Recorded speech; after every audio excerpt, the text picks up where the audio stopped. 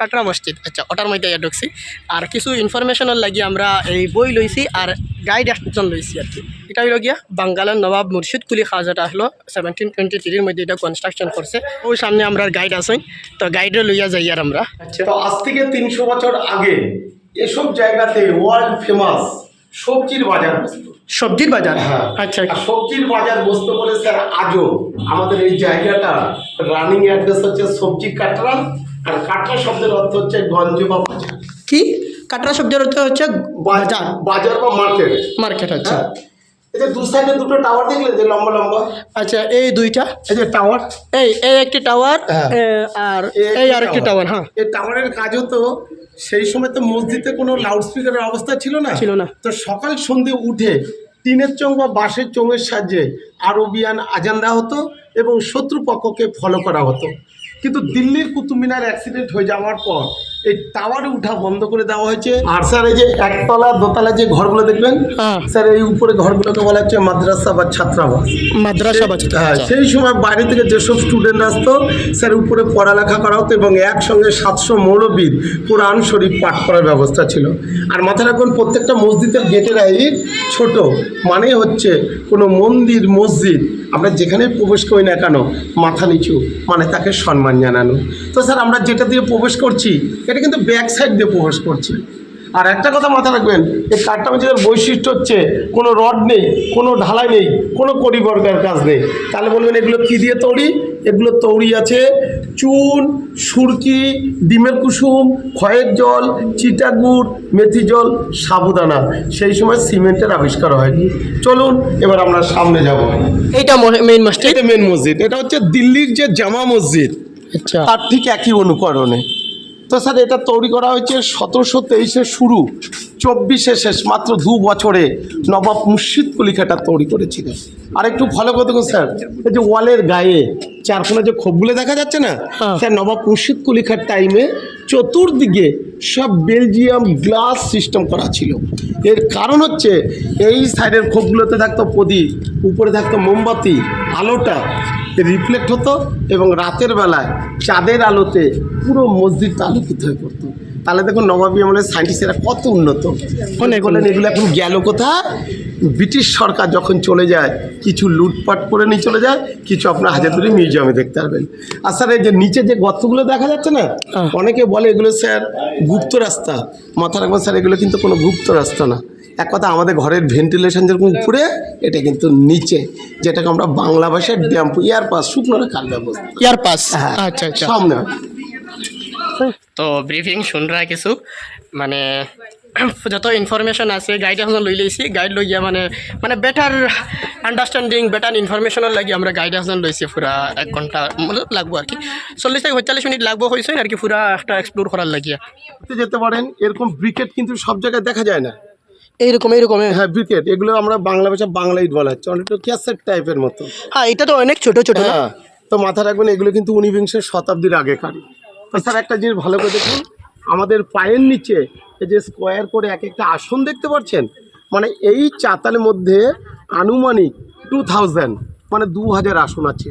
Sir এখানে একসঙ্গে 2000 লোক একটা নামাজ বা প্রার্থনা করার সিস্টেম ছিল। আর স্যার যখন এখানে নামাজ পড়ানো হতো না, তাদের গায়ে কোনো রোদ বা বৃষ্টি জানি না পড়ে, ত্রিপল বা সামিয়ানা টাঙানোর জন্য স্যার দেখুন বালার সিস্টেম করা ছিল। ভালো করে দেখুন এই দেখুন হুক সিস্টেম। প্রথমে দেখুন পাথর কেটে বালা করা আছে, লোহা কিন্তু পরবর্তীকালে এই কালো কালার যে ওটা স্টোন, ওটা প্রথমটা হচ্ছে মানে প্রথম অবস্থায় পাথর কেটে বালা করা হয়েছে, লোহাটা পড়ে। বুঝতে পারছেন তো? লোহাটা কিসের জন্য? লোহাটা পড়ে ওই যে ওটা কমজোরি হয়ে গেছে, তিরপল বা সামিয়ানাটা সামনে আসবে। স্যার এটা কিন্তু মেন মসজিদ এইটা। হ্যাঁ, কিন্তু স্যার এই মুর্শিদাবাদে 1897-এ একটা আর্থকুয়েক হয়েছিল। তার আগে কিন্তু এইরকমই 5টা টোম বা গম্বুজ ছিল। স্যার মাঝখানে দেখুন 3টি ভেঙে গেছে। 3টি ভেঙে গেছে? হ্যাঁ। 1টি 2টি, আরেকটি কোথায়? ए वाला देखिए, 1 ठो 2 ठो 3 ठो 4 ठो 5 ठो, 5 ठो में 3 ठो टूट गया। 1897 भूकंपे 3 ठो टूट गया। আচ্ছা, ঠিক আছে। এই যে বিল্ডিংটা পুরোটা আর্চ বা খিলা নেই কিন্তু। আচ্ছা, এই যে দেখে হয় না, হুম। এটাকে বাংলাতে বলা হচ্ছে জাফরি। এই জাফরিগুলো কী কাজ করা হতো? এক কথা ঘরের প্রকৃতির সৌন্দর্যটাকে বাড়ানো এবং ঘরের মধ্যে পাতার চলাফেরানো। তো পরবর্তীকালে সাইড ভেঙে যাওয়ার পর এখনকার মিস্ত্রি তৈরি করতে পারেনি, ওই সিমেন্ট বালি দিয়ে জয়েন করে দেওয়া হয়েছে। আবার বলছি স্যার এর মধ্যে কিন্তু কোনো সিমেন্ট নেই, কোনো বালি নেই, কোনো রড নেই। তো নবাব আগে ব্যবহার করেছে, এখন আপনারা 1 মিনিটের জন্য ব্যবহার করুন। একটা মোবাইল আমাকে দেন। বুকের উপর দিয়ে? হ্যাঁ, জানা নেই মানে जिसका नाम मुर्शिद জায়গা का नाम मुर्शिदाबाद, ওই का कबर यहाँ पे। তো কেন যাবেন? ইতিহাসটা শুনুন ম্যাম। দেখুন এই মুর্শিদ কুলিকা হচ্ছে বুরহানপুরের দক্ষিণে ব্রাহ্মণ বংশে জন্মগ্রহণ করেছিলেন। এই মুর্শিদ কুলিকার ছোটোবেলায় নাম ছিল সুদর্শন নারায়ণ মিশ্র, পিতার নাম হচ্ছে দর্পনারায়ণ মিশ্র। কিন্তু অভাবের তাড়নায় তার পিতা হাজি শফি বলে এক পারসিক ব্যবসার নিকট স্যার এনাকে কৃতদাস রূপে বিক্রি করে দেওয়া হয় এবং সেই ব্যক্তি তাকে ইস্পাহানে নিয়ে যান এবং তাকে ইসলাম ধর্মে দীক্ষিত গ্রহণ করেন। জন্মসূত্রে ব্রাহ্মণ সেই বালকের নাম পরিবর্তন করে রাখে মোহাম্মদ হাদি। কিন্তু ওই হাজি শফি নিজ সন্তানের মতন তাকে লালন পালন করে এবং তাকে উচ্চশিক্ষিত করে তোলে। বৃদ্ধ বয়সে ওই ব্যক্তি যখন মারা যায়, তার উত্তরাধিকার যারা ছিলেন তাকে দাসত্ব প্রথা থেকে মুক্তি দেওয়া হয়েছিল এবং তাকে নিজ দেশে যাওয়ার অনুমতি দেওয়া হয়েছিল। তিনি সেখান থেকে এসে দাক্ষিণাত্যে বিরারের দেওয়ান হাজি আবদুল্লার নিকট উনি সামান্য মাত্র একটা হিসেবের কাজে জয়েন করেছিলেন এবং কিছুদিনের মধ্যে তার পারদর্শিতার কথা দিল্লির দরবারে চলে যায়। তখন কিন্তু স্যার আমাদের দিল্লির সম্রাট ছিলেন অরঙ্গজেব, আর এই অরঙ্গজেবই সর্বপ্রথম এনাকে দেওয়ান রূপে পাঠানো ছিল হায়দ্রাবাদে। আর সেই সময় অরঙ্গজেব দাক্ষিণাত্যের যুদ্ধে লিপ্ত হয়ে যায়। তো দাক্ষিণাত্যের যুদ্ধ তো কয়েক বছর ধরে চলেছিল, সেই সুবাদে এক কথা দিল্লির রাজকোষ খালি হয়ে গিয়েছিল। তো বৃদ্ধ অরঙ্গজেবের মনে একটা আশা ছিল, এই হাদিকে যদি বাংলাতে রাজস্ব আদায় করতে পাঠানো হয় তাহলে দিল্লির রাজকোষ কিছুটা পূরণ হবে। সেই হিসাব করে এনাকে করতরফা উপাধি দিয়ে স্যার এই বাংলাতে পাঠানো হয়েছিল। তখন কিন্তু বাংলা, বিহার, উড়িষ্যা বলে কোনো জায়গা ছিল না। তখন এর হেডকোয়ার্টার ছিল বাংলাদেশের জাহাঙ্গীরনগর, যার এখন বর্তমানে হচ্ছে ঢাকা। তখন এই ঢাকা দেখভাল কে করতেন? তখন এই ঢাকা দেখভাল করতেন অরঙ্গজেবের পৌত্র দ্বিতীয় আজিমুন শাহ। এই আজিমুন শাহ কিন্তু এটা ভালো চোখে নেয়নি, কারণ এ ছিলেন আরামদায়ক। এখানকার যে কর বা ট্যাক্স এটা কিন্তু দিল্লির দরবারে যেত না, ইনি এখানে আমোদ প্রমোদ করে ফুরিয়ে ফেলতেন।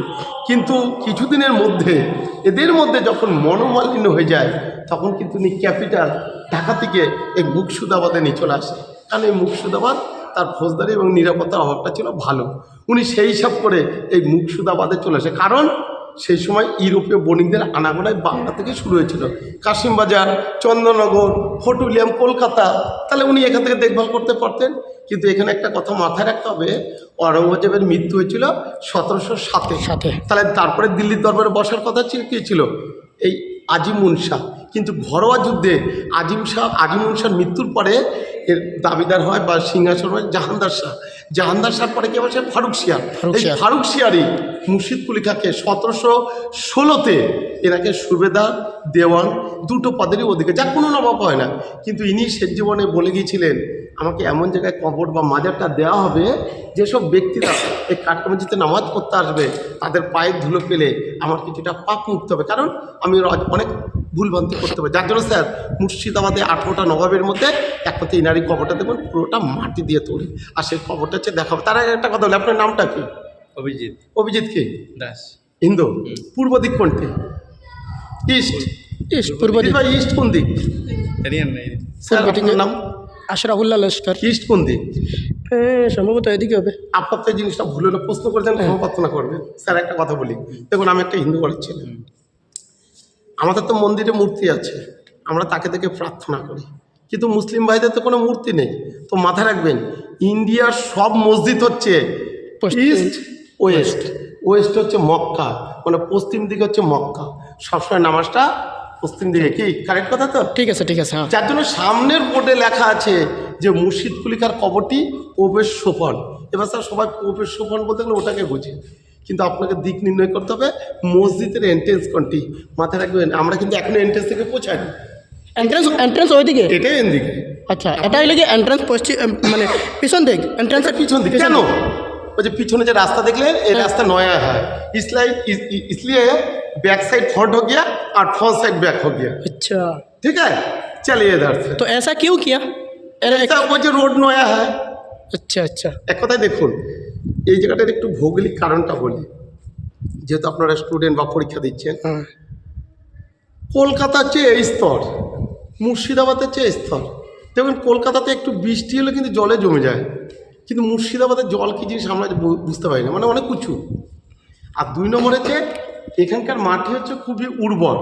এই শস্য শ্যামলের উপরে দিল্লির দরবারে করবার ট্যাক্স দেওয়া হতো। আর 3 নম্বর হচ্ছে নবাবী আমলে চাকার ব্যবস্থা ছিল না, তারা নদী পথে। স্যার এই সামনে গোবরনালা বলে একটা নদী আছে, তারপরে ভৈরব নদী, তারপরে পদ্মা, তারপরে বাংলাদেশ, এদিকে এতগুলো নদী, আর পিছনে হচ্ছে ভাগীরথী নদী। তাহলে 2 নদীর মাঝখানে। এইদিকে কিছু দূর গেলে বাংলাদেশ, এইদিকে কিছু দূর গেলে হচ্ছে ঝাড়খণ্ড বা বিহার, আর এইদিকে মেদিনীপুর পার হচ্ছে উড়িষ্যা। উড়িষ্যা কথাই নিতে ছিলেন বাংলা, বিহার, উড়িষ্যা, 3টি ঝাড়খণ্ড। স্টেটের হেডকোয়ার্টার উঁচু স্থানে। আর 5 নম্বর হচ্ছে স্যার, আপনি হাজারদুয়ারি যখনই যাবেন, হাজারদুয়ারির পাশে দেখবেন ভাগীরথী নদী। ওই নদীর ওই পাশের অঞ্চলটা হচ্ছে রাঢ় অঞ্চল, যেখানটা সারা বছর ফসল হয় না, হয় না। মাটি হচ্ছে অনুর্বর। তো স্যার ওটাকে বলছে রাঢ় অঞ্চল, আর এইটাকে বলা হচ্ছে পাকদি অঞ্চল। পাকদি কথার অর্থ হচ্ছে 12 মাস ফসল। উনি সেই হিসাব করে এই স্থাপত্যটাই পাকদি অঞ্চলে করে গেছে। এটা হচ্ছে তার ভৌগোলিক কারণ। আচ্ছা চলুন ঠিক আছে। মুর্শিদ কুলি খাঁ যে আসলো, নাম আমরা পড়ছি বাঙ্গালের নবাব মুর্শিদ কুলি খাঁ, সুজাউদ্দৌলা, সিরাজউদ্দৌলা, ফারুক শিয়ার, ও তারা রইল কি ওখান ওটা জায়গা আসলো বাঙ্গালের নবাব যেটা আসলো, ইংরেজি একটা লইয়া গেছে গিয়ে তারা ও জিনিসটা।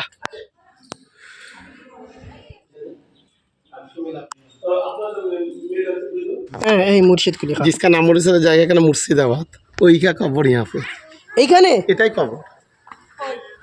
এই নিচে নিচে বলি কোনো ইন্টারনেট বা কোনো ওল্ড মডেলের যদি কম্পিউটার আপনার ছবি দেখবেন, দেখবেন এই জায়গাটাকে নেট সিস্টেম করা ছিল।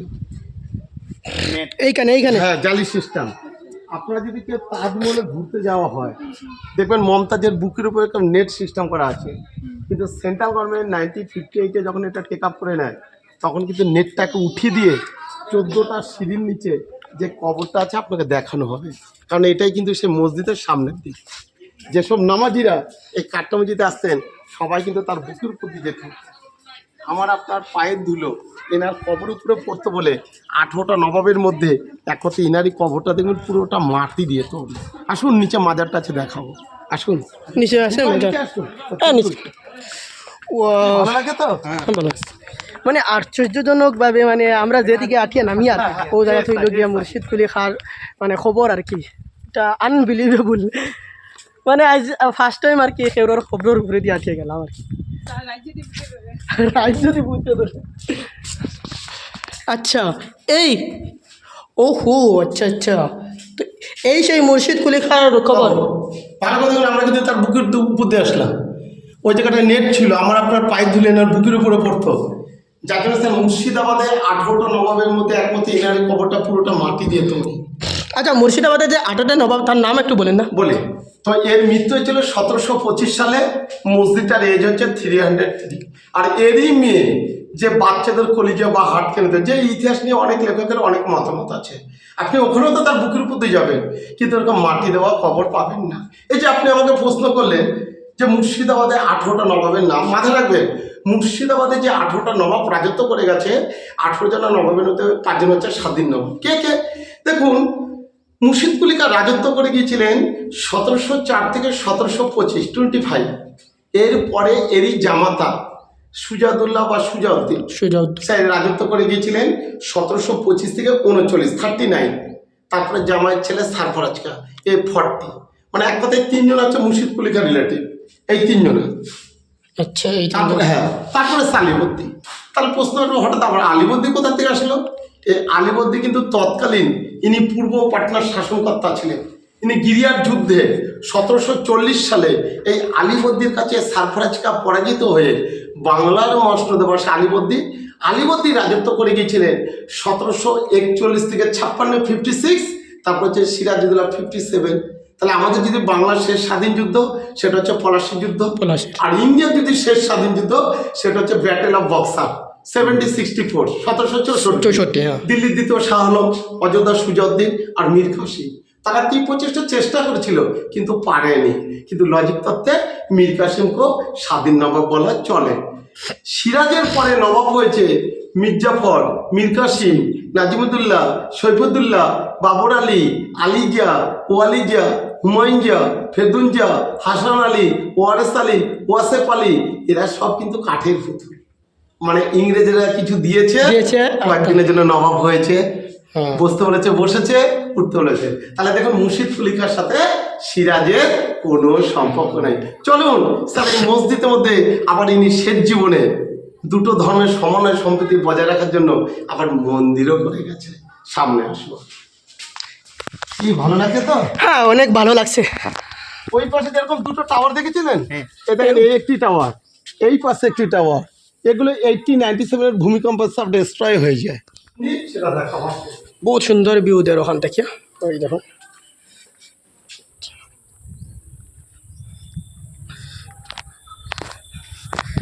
ভাই সাহেব, স্পেকট্রাম বুক করিয়া অতটুকু হিস্ট্রি জানা গেছে না, মানে ওখানে আইয়া যতটুকু হিস্ট্রি জানতে পারলাম যে বাঙ্গালের নবাব আছে, স্পেকট্রামের মধ্যে আছে, বাট এখানেও আর কি জানি না কতটুকু ইনফরমেশন শুদ্ধ, ক্রস ভেরিফিকেশন কর্ম গিয়ে আর কি। তো দেখি চাই ক্রস ভেরিফিকেশন করতে লাগবে যতটুকু গাইডে হয়েছেন। মুর্শিদ কুলি খাঁর শেষ জীবন ইনি দুটো ধর্মকে পাশাপাশি মসজিদ আবার মন্দিরও করে গেছে। এই মন্দির, হ্যাঁ, এটাকে এখন ব্যারিকেডের বাইরে করে দেওয়া হয়েছে, এর সাথে কিন্তু এর কোনো সম্পর্ক নেই। দেখভাল করছে পাবলিক, দেখভাল করছে সেন্ট্রাল গভর্নমেন্ট। কথাটা দেয় পাবলিকের আন্ডারে যেমন হচ্ছে সিমেন্ট বালি রং দেখে মনে হচ্ছে নতুন না, কিন্তু দুটো ধর্মের সমন্বয় সম্প্রীতি রেখেছে, তারই একটি উদাহরণ। আর দুই, এই মসজিদে কিন্তু এখন কোনো নামাজ হয় না। যদি নামাজ হতো এক, আপনি জুতো পরে ঢুকতে পারবেন না। দুই, মসজিদে মহিলারা এভাবে প্রবেশ করতে পারেন, এটা এখন দেখা যায়। বাড়িতে গিয়ে বলতে পারবেন যে আমি 300 বছর ইট দেখে আসলাম, কোনো সিমেন্ট নেই, কোনো বালি নেই, কোনো রড নেই।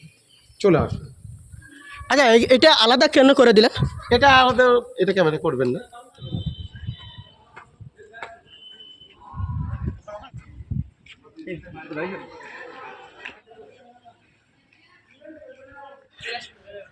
এই জায়গা ঘোরা শেষ হয়ে গেছে, মানে পুরা ইনফরমেশন পাই লেছি, ব্লগ শ্যুট করছি।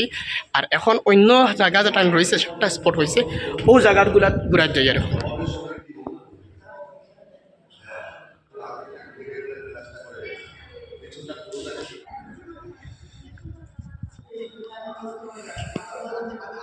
Bye bye this place. এই জায়গা দেখি লইলাম, দেখিয়া হইলো গাইড লইলাম, লইয়া দেখলাম, ইনফরমেশন অনেক কিছু জানলাম। Thank you.